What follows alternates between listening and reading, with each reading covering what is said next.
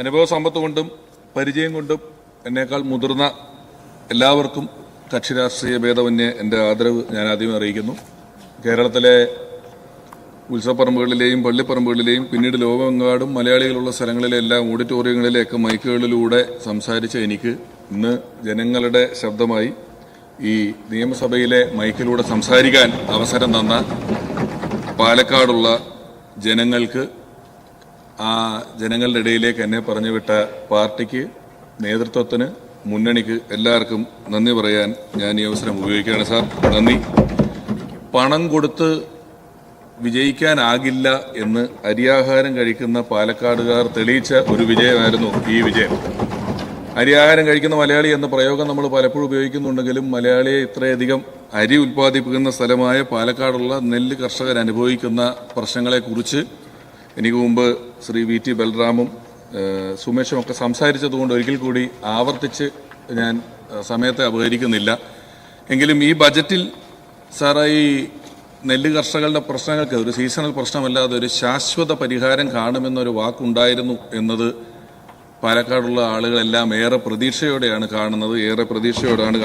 അത് വലിയ സന്തോഷം. ഒപ്പം കലാമേഖലയിൽ നിന്നും വന്ന ഒരാളെന്ന നിലയിൽ ചലച്ചിത്ര മേഖലയ്ക്ക് വ്യവസായ സ്ഥാനം, ടൂറിസത്തിനും ചലച്ചിത്രത്തിന് നൽകിയ വ്യവസായമായി പ്രഖ്യാപിച്ചതും അതിന് തന്ന ഒരുപാട് കാര്യങ്ങൾ ഞാൻ ഈ സമയം നന്ദി പറയാൻ കൂടി ആഗ്രഹിക്കുകയാണ്. ഒപ്പം എൻ്റെ ഗുരുനാഥൻ കൂടിയായ സലീമേട്ടന് 1 കോടി രൂപയുടെ ഒരു സ്മാരകം പണിയും എന്ന് പറഞ്ഞു. പക്ഷേ പലർക്കും സാമൂഹ്യ മാധ്യമങ്ങളിൽ പെട്ടെന്ന് ഈ സ്മാരകം എന്നുള്ള വാക്ക് കേൾക്കുമ്പോൾ പ്രതിമ എന്നുള്ള രീതിയിലാണ് ഓർമ്മ വരുന്നത്. അതുകൊണ്ട് ഇതിൻ്റെ ആവശ്യകത എന്തെന്ന് പലരും ചോദിക്കുന്നുണ്ട്. അത് ജനോപകാരപ്രദമായ എന്തെങ്കിലും ഒരു കാര്യമായിരിക്കുമെന്നുള്ളത് നമുക്ക് വൈകാതെ തന്നെ പ്രഖ്യാപിക്കാൻ കഴിഞ്ഞാൽ സാമൂഹ്യ മാധ്യമങ്ങളിലെ ഈ തെറ്റിദ്ധാരണ നമുക്ക് മാറ്റാൻ കഴിയും. ജനങ്ങൾ നമുക്ക് തരുന്നത് അധികാരമല്ല, ഉത്തരവാദിത്വമാണെന്നുള്ള വലിയ ബോധ്യം നമുക്ക് ഓരോരുത്തർക്കുമുണ്ട്. കാരണം ആ ഉത്തരവാദിത്തം പലതിനെയും ചെറുക്കുന്നതിനാണ്. ഈ വർഗീയത എന്ന് പറയുന്ന വാക്ക്, ഇപ്പോൾ വർഗീയതയെ ചെറുക്കാൻ വേണ്ടി നമ്മൾ നിൽക്കുന്നു പറയുമ്പോഴും ഈ വർഗീയത എന്ന് പറയുന്ന വാക്ക് പലപ്പോഴും മതവുമായി മാത്രം ബന്ധപ്പെട്ട് നിൽക്കുന്ന ഒരു വാക്കല്ല. അതിന് രാഷ്ട്രീയ വർഗീയത എന്ന് പറയുന്ന ഒരു സ്ഥലം, അല്ലെങ്കിൽ ഒരു വർഗത്തെ സംബന്ധിക്കുന്ന വാക്കാണ്.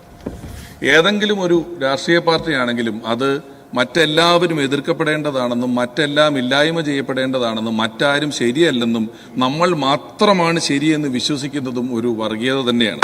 ഞാനിപ്പോൾ പറഞ്ഞില്ലെങ്കിലും പിന്നീട് അവർ തന്നെ കണ്ടെത്തിയ ഇത്തവണത്തെ, ഞാൻ തന്നെ ആദ്യം കണ്ടപ്പോൾ അയ്യോ ഇത് കൊള്ളൂലല്ലോ എന്ന് വിചാരിച്ചതായിരുന്നു ഈ LDF അല്ലാതെ മറ്റാരുണ്ട് എന്ന് പറയുന്ന ഇവരുടെ ഒരു ക്യാപ്ഷൻ എന്ന് പറയുന്നത്. മറ്റാരെയും ഉൾക്കൊള്ളുക എന്ന് പറയുന്നത് അത്ര എളുപ്പമല്ല ഇവരെ സംബന്ധിച്ചിടത്തോളം. ഞാൻ തന്നെ പാലക്കാട് ജില്ലയിൽ നടന്ന ഒരു പൊതുപരിപാടിയിൽ എൻ്റെ എതിർ സ്ഥാനാർത്ഥിയെ കണ്ടപ്പോൾ അദ്ദേഹത്തെ കെട്ടിപ്പിടിച്ചു. ഒരു UDF-കാരൻ എന്നോട് നിങ്ങൾ എന്തിനാ എതിർ സ്ഥാനാർത്ഥിയെ കെട്ടിപ്പിടിച്ചതെന്ന് ചോദിച്ചില്ല, തെരഞ്ഞെടുപ്പിന് ശേഷമാണ്. ഞാൻ അതിൻ്റെ കമൻറ്റ് ബോക്സ് നോക്കിയപ്പോഴും എന്തിനാടാ ഞങ്ങളുടെ സ്ഥാനാർത്ഥിയെ കെട്ടിപ്പിടിച്ചതെന്ന് ചോദിച്ചു. പിന്നെ എന്നെ ചീത്ത വിളിച്ചുകൊണ്ടിരിക്കുകയാണ് ഒരു പ്രദേശം മുഴുവൻ. ഞാനിതെന്താ ഇവരെങ്ങനെ വിളിക്കുന്നതെന്നൊക്കെ ആലോചിച്ചപ്പോഴാണ് അറിഞ്ഞത് നമ്മുടെ പ്രിയപ്പെട്ട ജനീഷിന് ചോറ് കൊടുത്തതിൻ്റെ പേരിൽ ഒരാളെ പാർട്ടിയിൽ നിന്ന് പുറത്താക്കിയിട്ടുണ്ടായിരുന്നു എന്നുള്ളത്. അപ്പോൾ ഇപ്പോഴും ഇൻക്ലൂസീവായി ചിന്തിക്കുക എന്ന് പറയുന്നത് ഇവർക്ക് സാധിക്കുന്നില്ല. അതെന്താണെന്ന് എനിക്കറിയില്ല. ഇൻക്ലൂസീവായി ചിന്തിക്കാൻ ഇന്ത്യയെ പഠിപ്പിച്ച ഒരു പാർട്ടിയുടെ പ്രതിനിധിയായി നിൽക്കാൻ കഴിയുന്നു എന്ന് പറയുന്നത് എൻ്റെ ഏറ്റവും വലിയ ഭാഗ്യമായി ഞാൻ കരുതുകയാണ്. കാരണം പലരും ചോദിച്ചു എന്തുകൊണ്ടാണ് കോൺഗ്രസ് എന്ന് പറയുന്ന ഒരു പാർട്ടിയിലേക്ക് വരുന്നത് എന്ന്. കാരണം ഇന്ത്യക്ക് സ്വാതന്ത്ര്യം കിട്ടുന്നത് 200 കൊല്ലത്തെ ബ്രിട്ടീഷിന്റെ ഭരണം കഴിഞ്ഞിട്ടാണ്. സ്വാതന്ത്ര്യം കിട്ടുന്ന സമയത്ത് ഇന്ത്യയുടെ വിദ്യാഭ്യാസത്തിന്റെ ശതമാനം 12% ശതമാനമാണ്. ലിറ്ററസി 12%. മനുഷ്യന്റെ ശരാശരി ആയുസ്, ഇന്ത്യക്കാരന്റെ ആയുസ് 35 വയസ്സാണ്. കമ്മ്യൂണിക്കേഷന് യാതൊരുവിധ മാർഗങ്ങളുമില്ല. റേഡിയോ പോലും ഒരു ഗ്രാമങ്ങളിലില്ല. ഭാഷയില്ല, വിദ്യാഭ്യാസമില്ല. മലേറിയയും കോളറയും പോലെയുള്ള വലിയ വലിയ അസുഖങ്ങൾ പിടിച്ചിരിക്കുന്നു. ആ സമയത്ത് ഇന്ത്യയുടെ ഏറ്റവും പ്രാധാന്യം അറിയിക്കുന്ന ലക്ഷ്യം റോഡുകളോ പാലങ്ങളോ ഒന്നും ആയിരുന്നില്ല. ഇന്ത്യ അത്ര വാഹനങ്ങളുമില്ല. ഇന്ത്യയെ നിവർത്തി നിർത്തുക, നേരെ നിൽക്കുക, നട്ടൽ നിവർത്തി നിൽക്കാൻ പഠിപ്പിക്കുക എന്നുള്ളായിരുന്നു. അങ്ങനെ ഒരു ഉദ്യമം ഏറ്റെടുത്ത് 10-50 വർഷം കൊണ്ട് ഇന്ത്യയെ ഹരിത വിപ്ലവത്തിലൂടെയും വ്യവസായിക വിപ്ലവത്തിലൂടെയും പഞ്ചവത്സര പദ്ധതികളിലൂടെയും നിവർത്തിയ ഒരു പ്രസ്ഥാനം. അങ്ങനെ നിൽക്കാൻ പഠിച്ചപ്പോഴാണ് BJP അധികാരത്തിലെത്തുന്നത്. BJPക്ക് അധികാരത്തിലെത്തുമ്പോൾ കയ്യിൽ മൊബൈൽ ഫോണുമായിട്ടുള്ള ഇന്ത്യക്കാരെയാണ് കിട്ടിയിട്ടുള്ളത്. 200 വർഷം ബ്രിട്ടീഷ് ഭരിച്ച ഇന്ത്യ കോൺഗ്രസിനും 54 വർഷം കോൺഗ്രസ് ഭരിച്ച ഇന്ത്യ BJPക്കും കിട്ടിയതുകൊണ്ടാണ് ഇപ്പോൾ ഈ 10 കൊല്ലത്തിന് മുമ്പ് എന്താണ് ഇവരുണ്ടാക്കിയതെന്നുള്ള ഒരു ചോദ്യം എപ്പോഴും കാണാൻ സാധിക്കുന്നത്.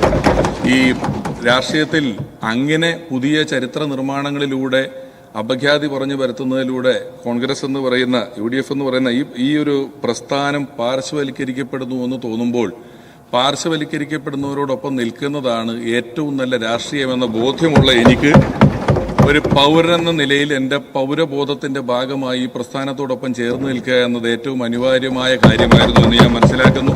അങ്ങനെ ഏറ്റവും അനിവാര്യമായ ഒരു പൗരന്റെ കടമ ചെയ്തുകൊണ്ടാണ് ഇത്തവണ കേരളത്തിലെ ഓരോ ജനങ്ങളും നമ്മുടെ പാർട്ടിയെ പാർശ്വവൽക്കരിക്കപ്പെടുന്ന നമ്മളോടൊപ്പം ചേർന്ന് നിന്നതും നമ്മളിന്ന് മുഖ്യധാരയിലേക്ക് ഏറ്റവും സജീവമായി തിരിച്ചു വന്നിട്ടുള്ളതും അവരോടും നന്ദി പറയാൻ ഈ അവസരം ഉപയോഗിക്കുന്നു.